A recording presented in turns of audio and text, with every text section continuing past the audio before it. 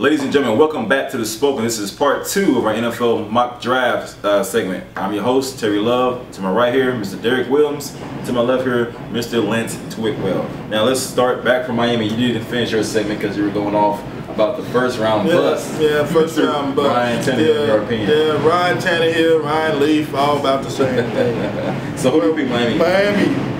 I actually got to take Ryan Tannehill. Actually, I do. Because they're just going, because he's there, and they don't have anybody to back up Matt Moore, and they're going to bite into it, and they're going to take him.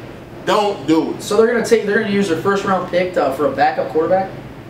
Yeah, because you're not going to beat Matt Moore out at first. That makes. Why would they use their first pick for a? They're the Dolphins. I understand, but they're trying to get better. Why would they do something that stupid? They've always done stuff and stupid stuff. I have no reason to think they're going to do anything different. I've been watching the Dolphins for 20 years now. That's why they're in the predicament they've been in for the last 20 years. They make dumb decisions. You're going to take Ryan Tannehill. He's going to be a bust. You'll be stuck back with Matt Moore. You'll be drafting another quarterback in 2 years. I promise you. Wow, that's very interesting. Next, let's we go shall see. Carolina Panthers. Start with you. I know this guy has fallen down. I know there's probably a lot of people shaking their head why this guy has fallen down the draft so far. But I'm gonna say that Carolina gets smart and takes Luke Kuechly.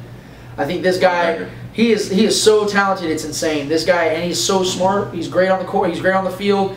I watched interviews with this guy. He's very, very articulate with his words. You can tell this guy's gonna be a leader coming into the NFL. So I'm taking Luke Kuechly. I think the Carolina Panthers need that on the defensive side.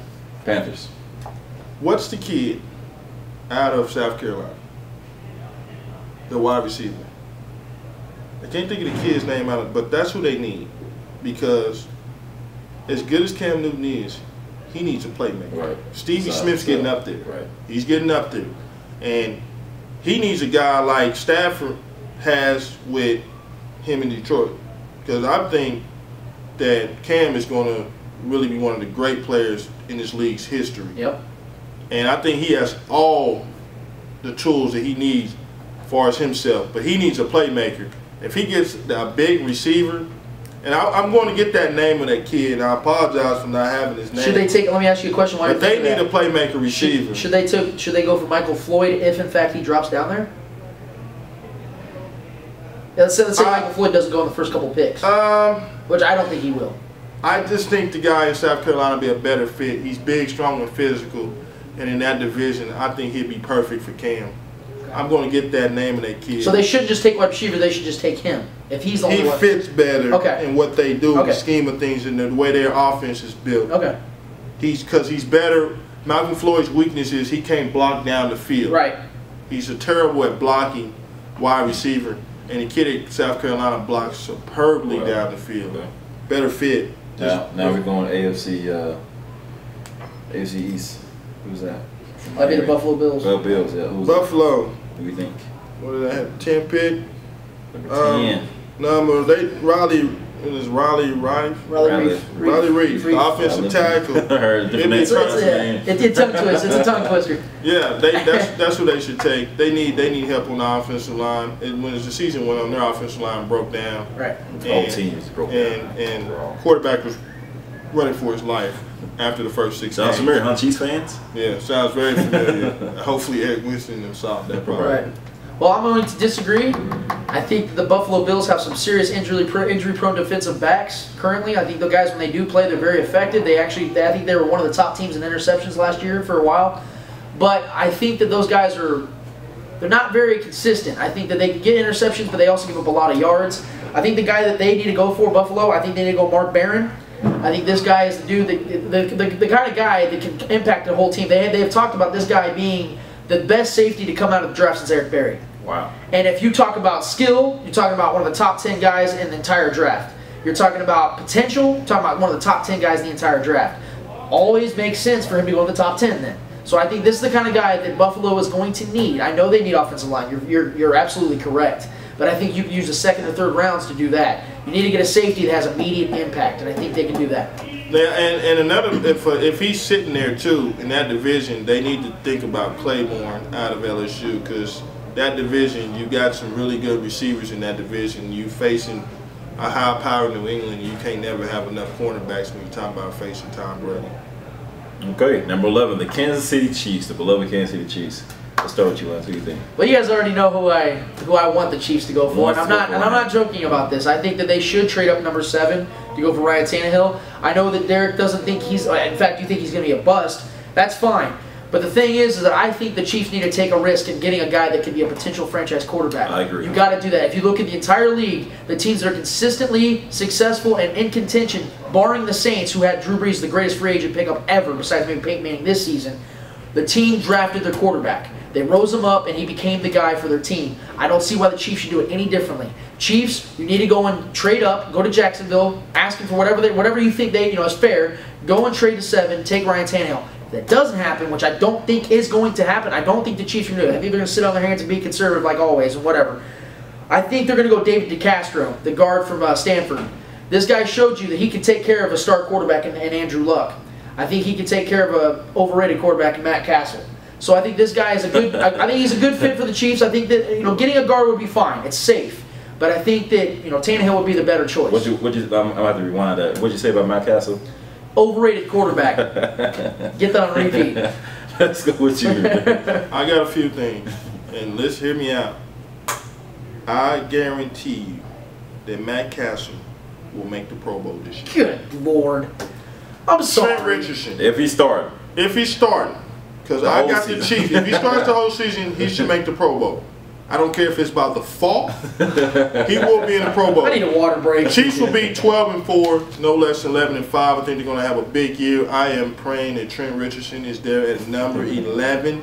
He probably won't be. He's that good. So they're going to take David DeCastro, put him at left tackle. I think they're going to slide Brandon Alvarez. That's my boy. B. Alvarez, that's my boy, man. I think guard. Man, slide him over to guard. He'll fit right in. That's what he played at Virginia. Right.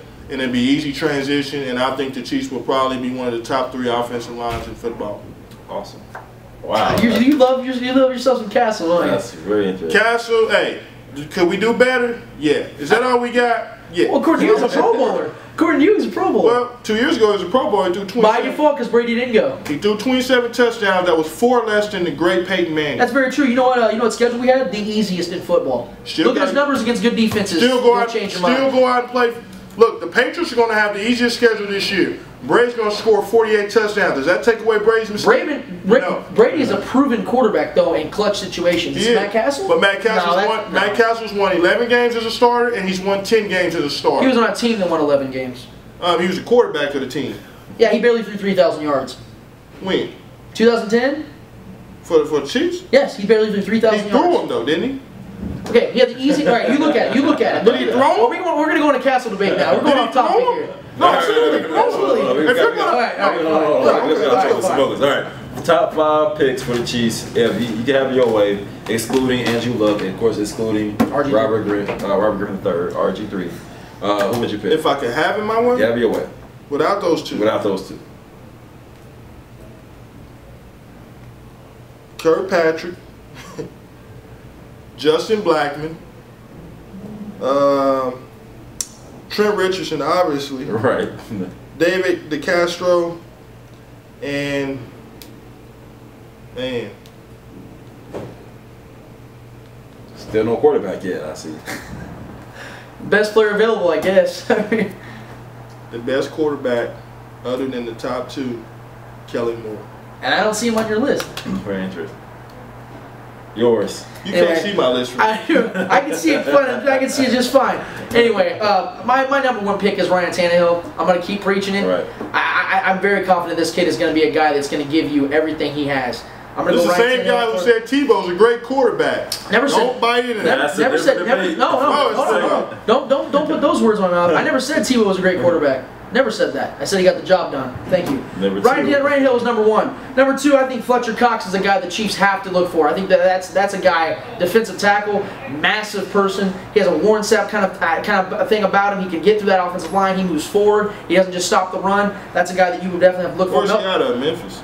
So Mississippi State. Mississippi State. Yeah. Melvin Ingram, defensive end. That guy would seriously help Justin Houston and Tamba Hali getting to that quarterback. Tamba Hali has, for the most part, for the last few years since Jared Allen's been gone, has been only rushing the quarterback by himself, and he still gets double-digit sacks every year. Get that man some help. David DeCastro, we've obviously already talked about him. That guy is going to be a solid guard in the league wherever he goes, no matter what team he plays for. He's going to make an impact. Chiefs look at him. Number 5, Luke Kuechly. That guy is a linebacker the Chiefs don't necessarily need. I would say that he would really help out, obviously. I mean, Jamal Belcher is a good enough guy to start. He's on a tender, you can move him. But if you move Jamal Belcher, Luke Kuechly is obviously a guy that can come in that role, automatically become a leader on that team with Derrick Johnson. Yeah, there's a lot of rumors and speculation, of course, with the Chiefs and who they will pick. Are they going to move up? There's been rumors about the Chiefs talking to the Jaguars, trying to obtain Tannehill. There's also been rumors about Kuechly going at the number 11 spot, as well as the guard as well. So who knows? But tomorrow, on Thursday, the 26th of April, 7 p.m. Central Time, the draft starts on ESPN. Chiefs, please don't move up. Hey, move up. Just do it. Just move up. Just take a risk. Take a risk. Thank you. That's 2 against 1 right there. Take a risk. Take a risk. Max. But don't let the risk be Ryan Tannehill. Yeah, go for a 6-foot quarterback and like Kellen the Moore. Titanic. Go for a guy that played in no conference. Sink like the Titanic. Go play. Yeah, go get guys in no conference. Other teams or other fans, other teams who are watching this show, we'll come back on Friday or Saturday with the updated version of the show to let you go over who picked who in the draft and so on and so forth. So thank you for watching the show in spite of your favorite team, whatever case it is. But this is The Spoken, where it's sports unscripted. I'm your host, Terry Love. To my right, Derrick Williams. To my left, Mr. Lance. Ryan Leaf. Ryan Tannehill. Get out of here, man.